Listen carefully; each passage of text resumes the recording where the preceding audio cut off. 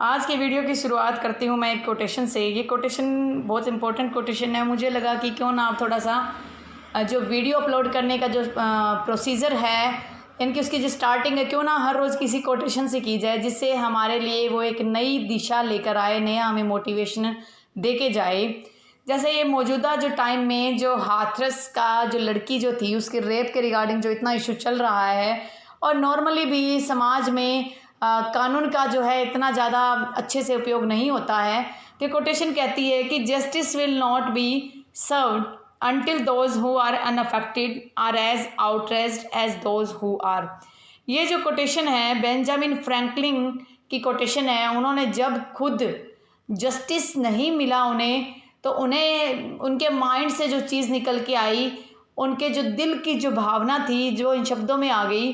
तो इन शब्दों का मतलब है कि न्याय जब तक नहीं मिल सकता, यानी कि जो न्याय देने वाले लोग हैं वो न्याय तब तक नहीं देंगे, या न्याय हमें तब तक नहीं मिलेगा जब तक न्याय देने वाले व्यक्ति खुद किसी न किसी तरीके से कहीं अफेक्टेड हों। आज जो न्याय अधिकारी हैं, हमारे सुप्रीम कोर्ट्स, हाई कोर्ट्स, अलग अलग कोर्ट्स के जो जजेस हैं, या जो एडमिनिस्ट्रेटिव अथॉरिटीज़ है, न्याय सिर्फ एक जजेस का ही काम नहीं है। जो एक डिस्ट्रिक्ट कलेक्टर है, एसडीएम या अदर अथॉरिटीज़ है, पुलिस है, इन सभी की भी एक ड्यूटी है जस्टिस प्रोवाइड करवाना। तो ये जस्टिस आम व्यक्ति को तब तक नहीं मिल पाएगा जब तक ये जो जस्टिस देने वाले लोग हैं इनके ऊपर किसी प्रकार की समस्या ना आ जाए, या वो खुद उस समस्या का अपने जीवन में भुगतान ना करें। जब तक हमारे ऊपर कुछ नहीं पड़ता ना, तो हमें दूसरे की तकलीफ महसूस नहीं होती।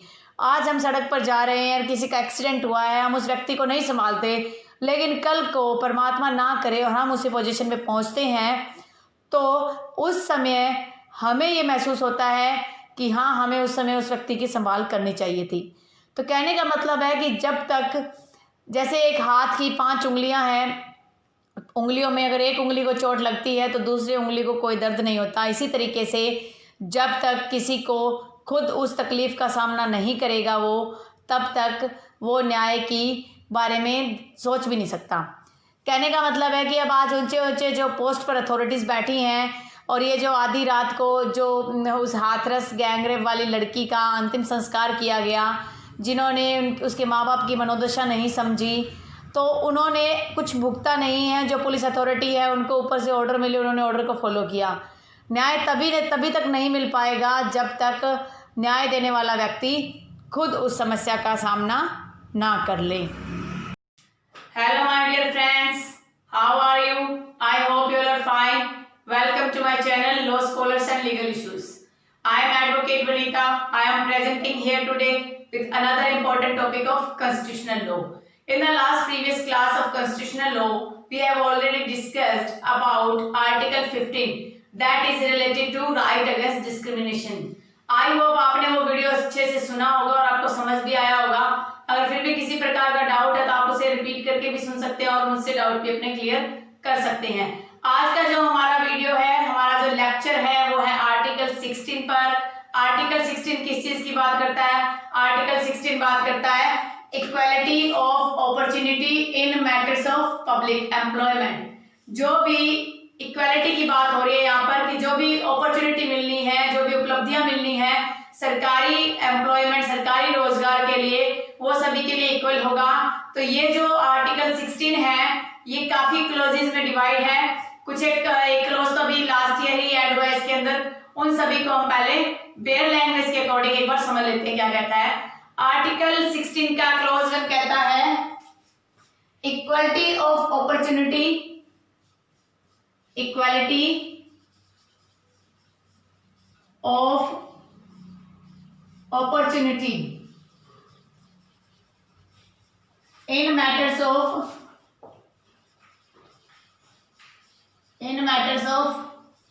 कौन से एम्प्लॉयमेंट की बात हो रही है यहाँ पे? इन मैटर्स ऑफ एम्प्लॉयमेंट। ऐसा कोई पब्लिक एम्प्लॉयमेंट की विशेष तौर पे कोई बात नहीं हो रही है। एम्प्लॉयमेंट और अपॉइंटमेंट्स,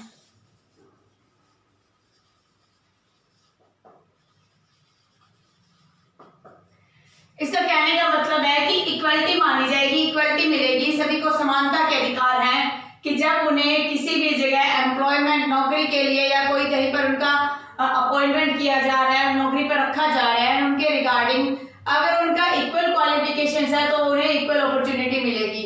ऐसा नहीं है कि मान लो दो फ्रेंड्स हैं, एक है ए और एक है बी। ए जो है वो 10th पास है और बी जो है वो MA BEd है। अब बात आती है पोस्ट की। एक पोस्ट है कोई टीचर की। टीचर की पोस्ट के लिए अगर ए ये कहता है कि मुझे भी बी के बराबर इक्वल राइट्स मिले, इक्वल अपॉर्चुनिटी मिले, तो ये इक्वल अपॉर्चुनिटी उसे नहीं मिल सकती, क्योंकि इस पोस्ट के लिए ये क्वालिफिकेशन होना मस्ट है। अगर आपके पास ये क्वालिफिकेशन है और इसके पास भी, ए के पास भी यही क्वालिफिकेशन है, उसके बाद इस बात का भेद किया जाता है कि इसको जो है ये कुछ अलग कास्ट से है, अलग समुदाय से, इसके साथ कोई डिफरेंशिएट किया जाता है, तो वो जो है इक्वलिटी नहीं मानी जाएगी। यही बात कर रहा है आर्टिकल 15 का क्लोज फर्स्ट। अब बात करते हैं हम क्लोज सेकंड की। क्लोज सेकंड कहता है नो सिटीजन शैल, कोई भी सिटीजन, या सिटीजन की बात हो रही है, इंडियन सिटीजन होना चाहिए वो, ऐसा नहीं कि विदेश का कोई व्यक्ति आकर यहाँ पर कोई राइट क्लेम कर रहा है। यहाँ पे बात आ रही है, सबसे पहला टर्म यूज हो रहा है नो सिटीजन, नो से शुरू हो रहा है ये, नो सिटीजन, कोई भी सिटीजन है, उसके साथ कह रहा है कि shall on grounds of religion, जो हमने लास्ट लेक्चर में किया था, religion, caste, race, sex, residence, any of them, इनमें से कोई भी हो, इस ग्राउंड पर कोई भी सिटीजन जिसको रिलीजन, कास्ट, रेस, सेक्स और रेजिडेंस के ग्राउंड पर ना तो उसे शैल बी इनएलिजिबल, उसे इनएलिजिबल नहीं मानेंगे और उसके साथ डिस्क्रिमिनेशन नहीं करेंगे। कि कोई भी नागरिक है वो भारत का नागरिक होना चाहिए, ऐसा नहीं है कोई विदेशी आकर यहाँ अपना राइट क्लेम कर रहा है कि मेरे साथ इन्होंने रिलीजन का एक डिफरेंशिएट किया, डिस्क्रिमिनेशन किया कास्ट के बेस पे, ऐसा कुछ नहीं होगा।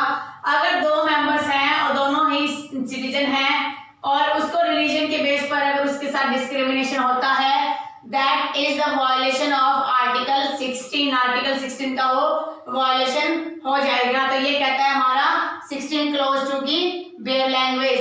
अब अगली जो टर्म इसमें आती है, अगली टर्म थर्ड है, ये कहता है कि कोई भी सेंट्रल गवर्नमेंट है तो उसको कोई भी प्रोहिबिट नहीं करेगा, no prohibition on central government, central government के ऊपर किसी प्रकार का प्रोहिबिशन नहीं होगा। वो अगर किसी क्लास को एम्प्लॉयमेंट दे रहा है या अपॉइंटमेंट दे रहा है, अगर कोई उसके लिए विशेष प्रोविजंस बनाता है किसी पर्टिकुलर क्लास के लिए, अगर वो क्लास है, अपॉइंटमेंट की बात हो रही है उसमें, वो अपॉइंटमेंट स्टेट गवर्नमेंट के द्वारा भी हो सकती है और लोकल अथॉरिटी के द्वारा भी हो सकती है। तो अगर सेंट्रल गवर्नमेंट ऐसा कोई लॉ बनाना चाह रही है, पार्लियामेंट ऐसे कोई लॉ बनाना चाह रही है, तो ये उसको नहीं रोकेगा। ये आर्टिकल 16 का क्लोज 3। 16 का क्लोज 4 कहता है कि कोई भी ये आर्टिकल जो है, अगर कोई रिजर्वेशन स्टेट की बात कर रहा है यहाँ पे, कि अगर स्टेट कोई रिजर्वेशन दे रहा है, बैकवर्ड को रिजर्वेशन दे रहा है, बीसी को, बीसी के साथ साथ इसके अंदर ये है कि कोई ऐसा सिटीजन है जिसके बैकवर्ड क्लास की बात आ रही है, बैकवर्ड क्लास में सारी आ जाएंगी, SC ST वगैरह सब कुछ आ जाता है, उसके लिए अगर कोई रिजर्वेशन बनाना चाहता है तो ये उसको भी प्रोहिबिट नहीं करेगा। ये बात कर रहा है हमारा आर्टिकल 16 का क्लोज 4। फिर बात आती है आर्टिकल 16 का क्लोज 4A।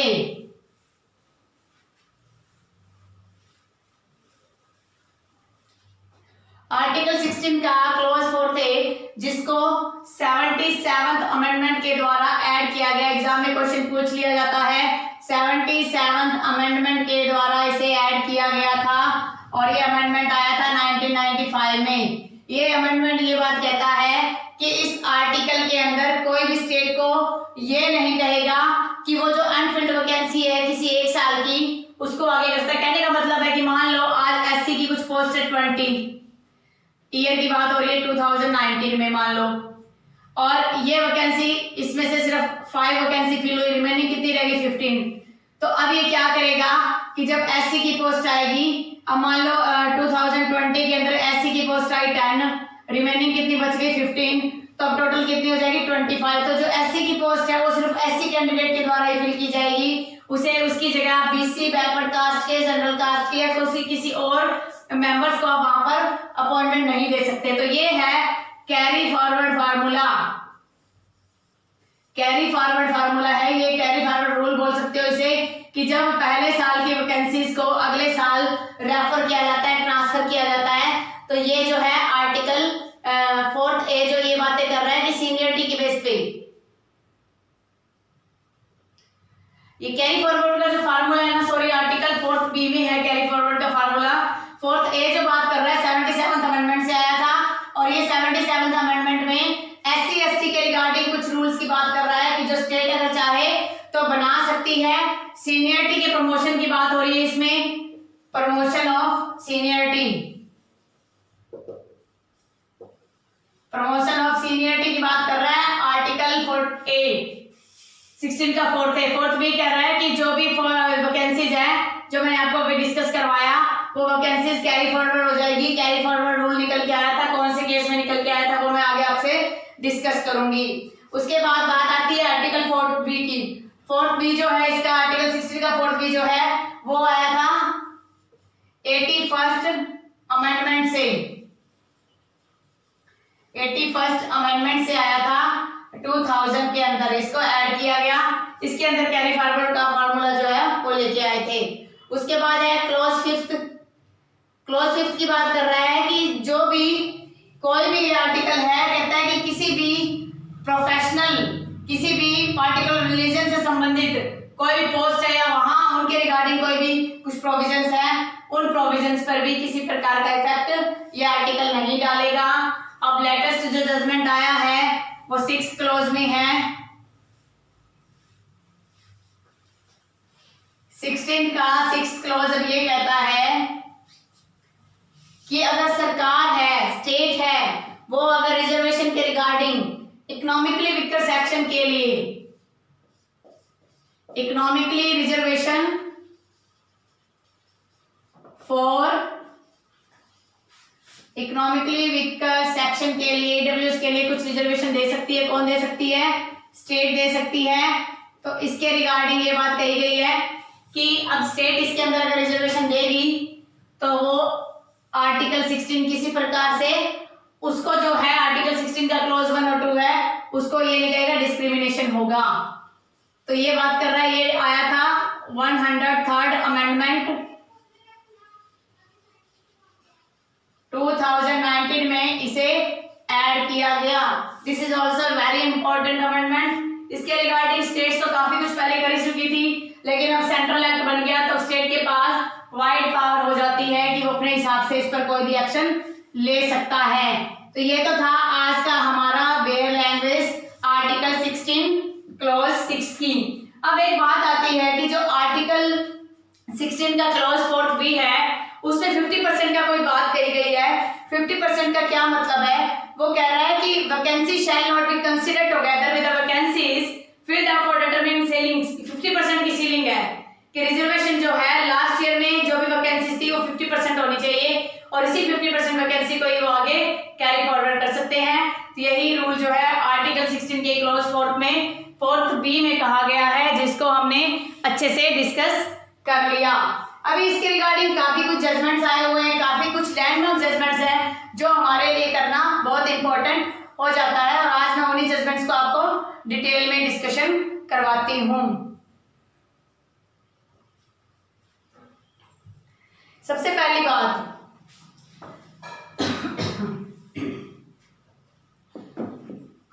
सिक्सटीन 1 फर्स्ट और 16(2) ये क्या है? जनरल रूल बताते हैं, जनरल रूल। और 16 3rd 4th 4th A 4th B 5 और 6 ये क्या है? एक्सेप्शन है। Exception to general rule. Article 16 के ही जनरल रूल के एक्सेप्शन है, बट अगर बात आ जाती है कि क्या ये इक्वलिटी के जनरल रूल का एक्सेप्शन है, इक्वलिटी जो आर्टिकल 14 है, क्या ये एक्सेप्शन इसके हैं? तो ये इसके एक्सेप्शन नहीं है, ये सिर्फ इसके एक्सेप्शन है। आर्टिकल 14 तो कहता ही है कि equality among equals, equality among equals की बात करता है आर्टिकल 14। तो ये जो प्रोविजंस हैं ये इक्वल अपॉर्चुनिटी ऑफ एम्प्लॉयमेंट की बात कर रहा है, उसके एक्सेप्शंस हैं, न कि आर्टिकल 14 के एक्सेप्शंस हैं। आर्टिकल 14 अलग चीज है और आर्टिकल 16 अलग चीज है, इनको आप इकट्ठे जो है कंबाइन मत कर लेना।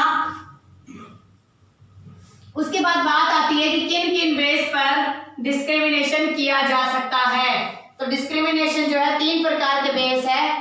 पहली बात है residential preference, residential preference. Residential preference का मतलब है जो डोमिसाइल का मैंने डिस्कशन लास्ट क्लास में किया था, जिसके regarding Pradeep Jain versus union of India का एक लैंडमार्क केस है जो बताता है कि डोमिसाइल के बेस पे डिफरेंस किया जा सकता है, डिस्क्रिमिनेशन किया जा सकता है, उसके रिगार्डिंग आप उसे मना नहीं कर सकते। सेकंड कौन सी चीज है जिस पर आप डिस्क्रिमिनेट कर सकते हो? सेकंड चीज है reservation of post for backward classes. Backward classes के लिए अगर आप कोई प्रोविजंस बनाना चाहते हो तो उसमें भी आप डिस्क्रिमिनेशन कर सकते हो, there is no issue regarding article 16। Third चीज है जो रिलीजियस और माइनॉरिटी के जो इंस्टीट्यूशंस हैं, माइनॉरिटी इंस्टीट्यूशन, उनके रिगार्डिंग भी डिस्क्रिमिनेशन किया जा सकता है। उसको आप कोर्ट में चैलेंज करोगे तो कोई भी फायदा नहीं मिलने वाला। इस तरीके से ये जो डिस्क्रिमिनेशन की बात है, इन 3 ग्राउंड्स पर ही आप डिस्क्रिमिनेट कर सकते हो। इसके अलावा article 14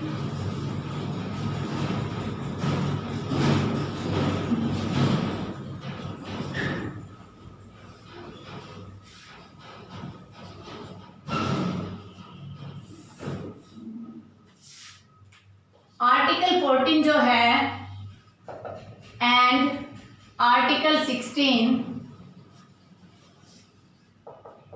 prohibits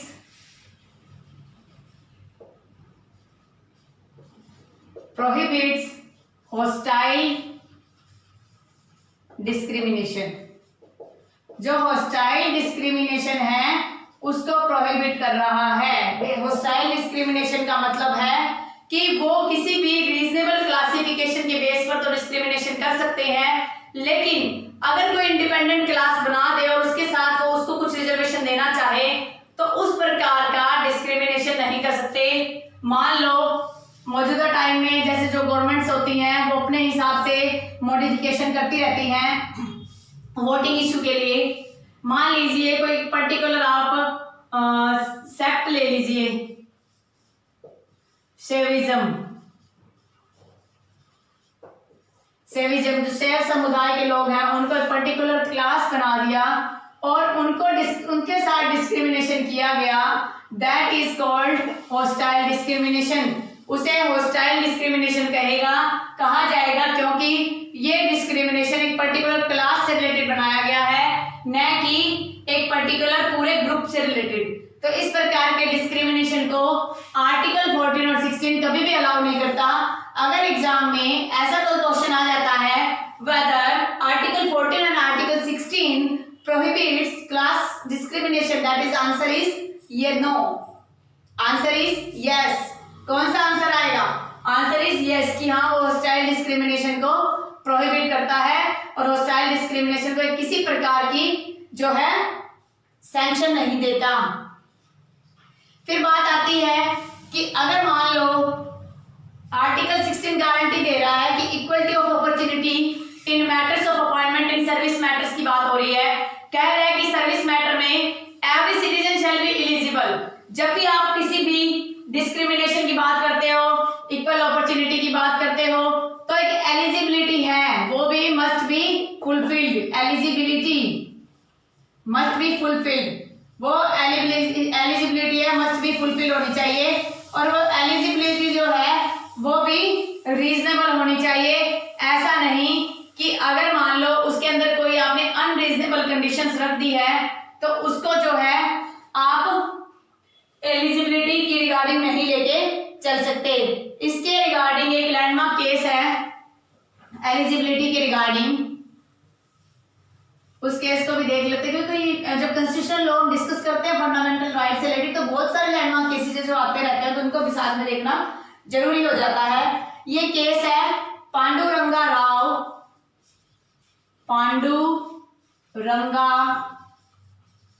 Rao versus Andhra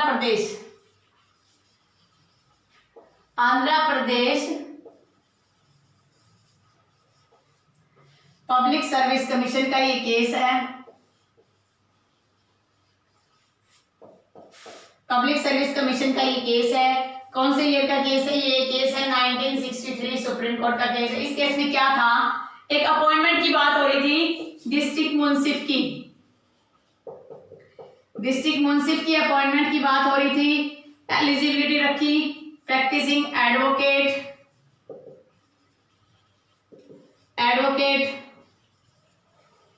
matter को चैलेंज किया गया इस ग्राउंड पे कि ये जो एलिजिबिलिटी रखी गई है ये अनरीजनेबल है। तो कोर्ट ने क्या करा, कोर्ट ने इस रूल को अनकॉन्स्टिट्यूशनल डिक्लेयर कर दिया। अनकॉन्स्टिट्यूशनल इस बेस पे कर दिया कि जब डिस्ट्रिक्ट मुंसिफ की रिक्वायरमेंट उसके लिए प्रैक्टिसिंग एडवोकेट का होना कोई जरूरी नहीं है। हालांकि जो एप्लीकेंट है उसको लोकल लॉ की नॉलेज होनी चाहिए, वो इसमें पूछा गया था। तो लोकल लॉ की नॉलेज जो अगर उसके पास है, ये कोई जरूरी नहीं कि वो प्रैक्टिसिंग एडवोकेट है। जब डिस्ट्रिक्ट में मुंसिफ नियुक्त किए जाते थे तो उस टाइम में उन्हें वहां के लोकल लॉ से ही डीलिंग करनी पड़ती थी। जब लोकल लॉ की किसी व्यक्ति को नॉलेज है तो ये तो कोई जरूरी नहीं है कि उसे प्रैक्टिसिंग एडवोकेट होना चाहिए। तो इसको रीजनेबल नहीं माना गया, इसको अनकॉन्स्टिट्यूशनल डिक्लेयर कर दिया गया। तो इस प्रकार से अगर ये सुप्रीम कोर्ट जुडिशरी अपना ढंग से रोल नहीं निभाए तो आप ही मान के चलिए कि सोसाइटी में जो फंडामेंटल राइट्स हैं उनके वायलेशन होना निश्चित हो जाता है। तो फंडामेंटल जो हमारे राइट्स हैं उनके वायलेशन से को रोकने के लिए सुप्रीम कोर्ट बार बार डिसीजंस देती रहती है। इसके अलावा एक रिटायरमेंट के रिगार्डिंग एक केस है जो हमने नेचुरल जस्टिस में भी किया था, हमने आर्टिकल 30 में भी किया था, आर्टिकल 14 में भी किया था। तो ये जो केस है ये है air India versus Nargis Mirza. ये जो एक एयर होस्टेस थी जिसको 25 इयर्स की एज में उसको रिटायरमेंट दिया जा रहा था और उसमें एक कंडीशन थी कि अगर कोई एयर होस्टेस बनने के बाद अगर वो प्रेग्नेंट हो जाती है या वो 4 सालों के अंदर शादी करती है तो उसके बाद उसको रिटायरमेंट देना होगा, उसे रिटायरमेंट लेना होगा। तो लेकिन कोर्ट ने ये बात कही कि आर्टिकल 14, आर्टिकल 15 और आर्टिकल 16 तीनों का ही वायलेशन है, तो इस रूल को अनकॉन्स्टिट्यूशनल डिक्लेयर कर दिया गया। ये बहुत बार पूछा जाता है, तो इसको अगर आपको ईयर याद रहता है तो ठीक है, अदरवाइज कोई जरूरी नहीं, केस का नाम आपको याद रहना चाहिए। फिर बात आती है reservation for backward classes. Backward classes के लिए रिजर्वेशन की बात आती है कि जब भी किसी बैकवर्ड क्लास को रिजर्वेशन देना चाहते हो तो उसके रिगार्डिंग क्या प्रोविजन है, क्या स्टेट जो है रूल बना सकता है या स्टेट उसके रिगार्डिंग अपने डिसीजंस को चेंज कर सकता है। तो जब रिजर्वेशन की बात आ रही है बैकवर्ड क्लास की तो हमने डिस्कस किया है, 3rd क्लॉज कहता है पार्लियामेंट बना सकती है, 4th क्लॉज कहता है स्टेट बना सकती है। बैकवर्ड की बात है। 4th कहता है सीनियरिटी के लिए, सीनियरिटी प्रमोशन किसके लिए, SC ST के लिए। 4th बी कहता है carry forward rule, carry forward rule की बात आ गई। और 5th क्या कहता है, 5th कहता है कि जो इंस्टीट्यूशंस हैं रिलीजियस इंस्टीट्यूशंस की बात हो रही है। 6 कहता है EWS के रिगार्डिंग बना सकते हैं। तो इस प्रकार के कुछ पावर्स है स्टेट लेजिस्लेचर को और पार्लियामेंट को दी गई है। सॉरी।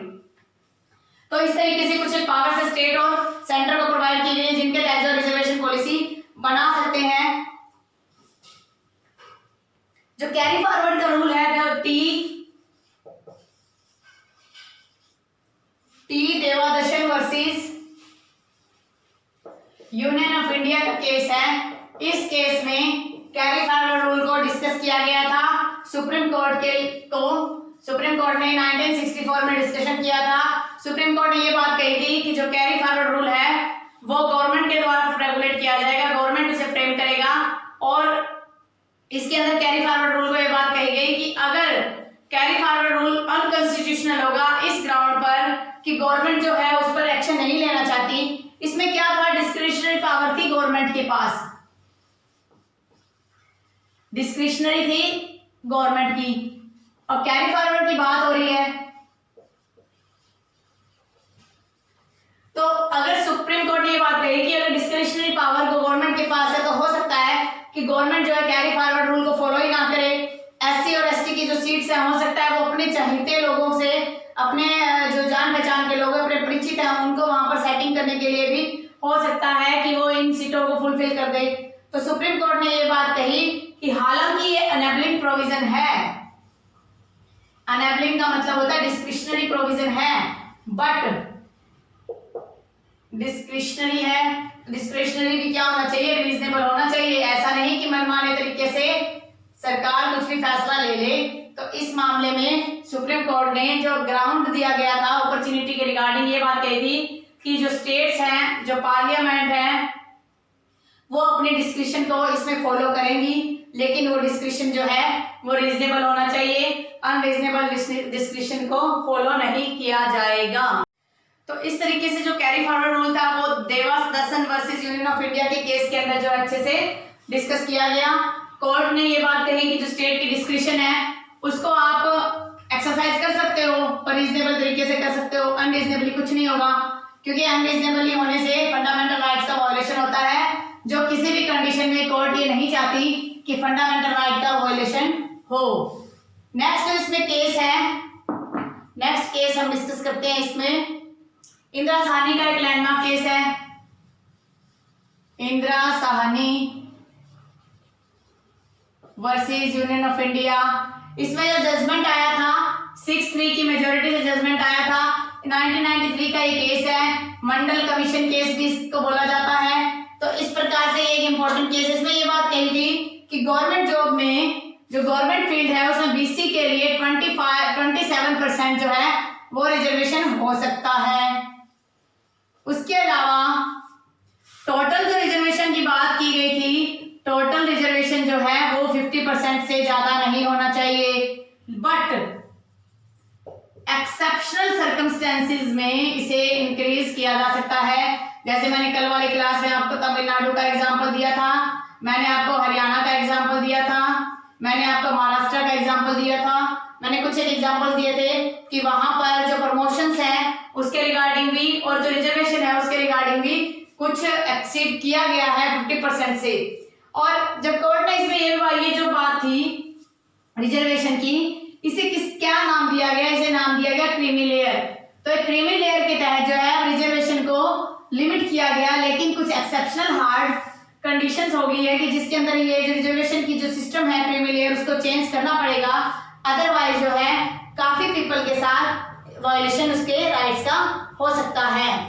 अब बात आती है फोर्थ ए अभी मैंने आपको करवाया, 77th अमेंडमेंट से ये ऐड हुआ था, 77th अमेंडमेंट हुआ, फिर फोर्थ ए के अंदर ही प्रमोशंस के रिगार्डिंग कुछ अमेंडमेंट्स हुई, प्रमोशंस ऑन सीनियरिटी के बेस पर जो अमेंडमेंट हुई वो अमेंडमेंट हुई थी 85th अमेंडमेंट से।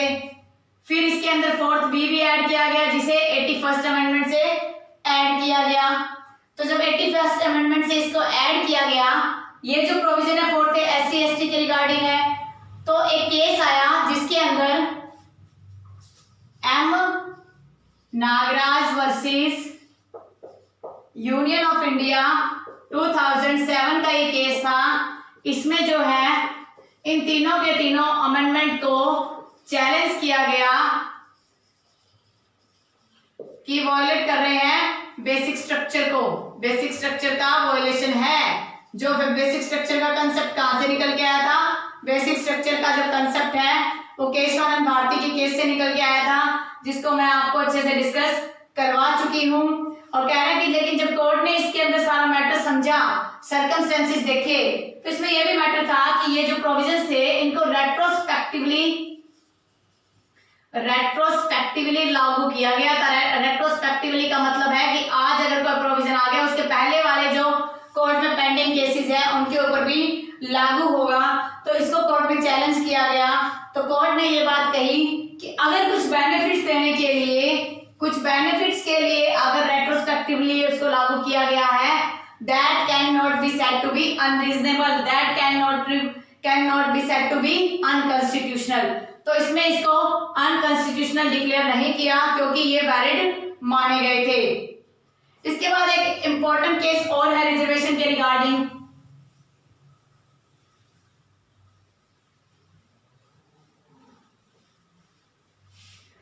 मैंने अभी आपको समझाया कि जो एससी और एसटी की पोस्ट है वो सिर्फ उन्हीं कैंडिडेट्स के द्वारा फिल की जाएगी। लेकिन क्या ऐसा हो सकता है कि दो ही पोस्ट निकली है और उन दोनों पोस्ट को ही आप रिजर्व कैटेगरी में रख दो, तो क्या ये फंडामेंटल राइट्स का वॉयलेशन नहीं है?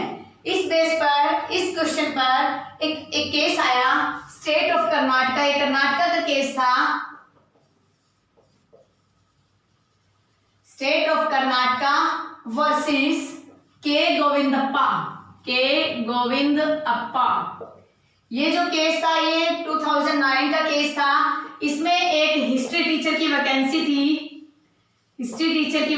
थी, और एक ही वैकेंसी थी, उसी को एससी के लिए रिजर्व कर दिया गया।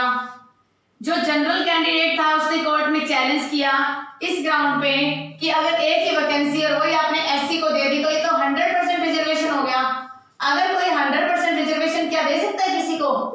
कोर्ट कहती है कि बैकवर्ड क्लासेस के लिए 27% होना चाहिए, अदर्स को मिला के टोटल 50 होना चाहिए। लेकिन यहाँ तो 100% रिजर्वेशन की बात हो रही है, तो क्या ये रिजर्वेशन वैलिड है? इस मैटर को कोर्ट में चैलेंज किया गया और कोर्ट में ये बात कही गई कि जो एक ही पोस्ट है और वो पोस्ट अगर उसमें आप 100% रिजर्वेशन आप दे देते हो तो it was against reservation policy. It can also violate the fundamental rights of that candidate। तो इसमें ये बात कही गई कि there has to be plurality of post, कि कई पोस्ट होती तो उनको इंटरचेंजेबली किया जा सकता था। तो सुप्रीम कोर्ट ने जो एक पोस्ट थी उसको वॉयलेटिव बोला गया और ये बोला कि 100% रिजर्वेशन नहीं दिया जा सकता। तो जब ऐसी कंडीशन अराइज होगी तो आप टोटली रिजर्वेशन एससी एसटी के फेवर में नहीं दे सकते। उस टाइम आपको अदर कास्ट का भी ध्यान रखना पड़ेगा। यही मेन क्रक्स है, जो रीजनेबल होना चाहिए अनरीजनेबल ना हो। इस केस में अनरीजनेबल था तो उसको कोर्ट ने अनकॉन्स्टिट्यूशनल डिक्लेयर कर दिया और वॉयलेटिव बोला। इसमें बात आती है कि क्या रिजर्वेशन के इतनी ही पॉलिसीज हैं? क्या इसी के दौरान जब रिसेंटली जब ईडब्ल्यूएस के रिगार्डिंग भी रिजर्वेशन पॉलिसी लाई गई, काफी केसेस कोर्ट में चले, लेकिन ये बात भी आप जानते ही हो कि अगर एक्सेप्शनल सर्कमस्टेंसेस है तो रिजर्वेशन लाया जा सकता है। तो इस प्रकार से ये कुछ केस है जो लैंडमार्क है, जो एग्जाम में पूछ लिए जाते हैं। इसके अलावा एक पेंशन और ग्रेच्युटी के रिगार्डिंग भी केस है, पेंशन और ग्रेच्युटी के रिगार्डिंग भी केस है कि क्या प्रमोशन मिला उसके बाद पेंशन और ग्रेच्युटी के रिगार्डिंग उसके साथ कोई भेदभाव किया जा सकता है। तो रामेश्वरी देवी का केस है। इसमें कोर्ट ने कहा कि किसी प्रकार का डिस्क्रिमिनेशन नहीं किया जाएगा।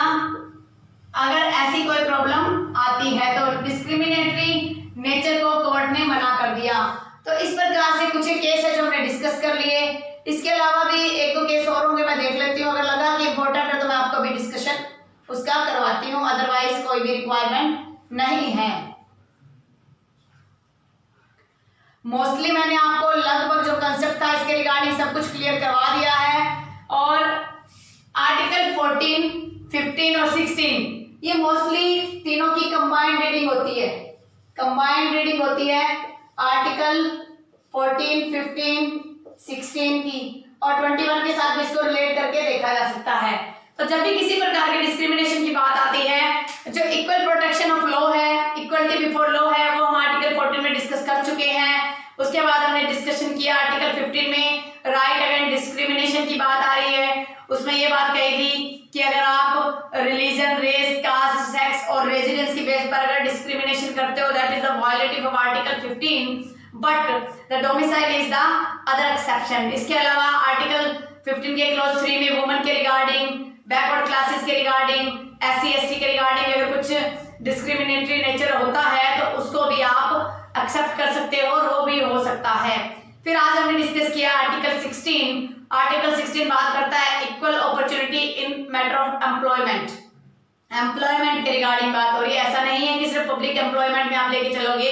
अगर कोई प्राइवेट सेक्टर है, पब्लिक फंड से, गवर्नमेंट के फंड से, स्टेट फंड से अगर उसको एस्टेब्लिश किया गया और चलाया जा रहा है तो वहां पर भी ये सारी पॉलिसीज अप्लाई होती हैं। इसके अलावा जो प्राइवेट फर्म्स हैं, बड़ी बड़ी कंपनियां हैं, वहां पर भी अगर नोटिफिकेशन आउट होता है और उसके बेस पर भी ढंग से अपॉइंटमेंट नहीं की जाती तो वहां पर भी इस प्रकार का आर्टिकल 16 के वायलेशन का जो है कोर्ट में हम चैलेंज कर सकते हैं।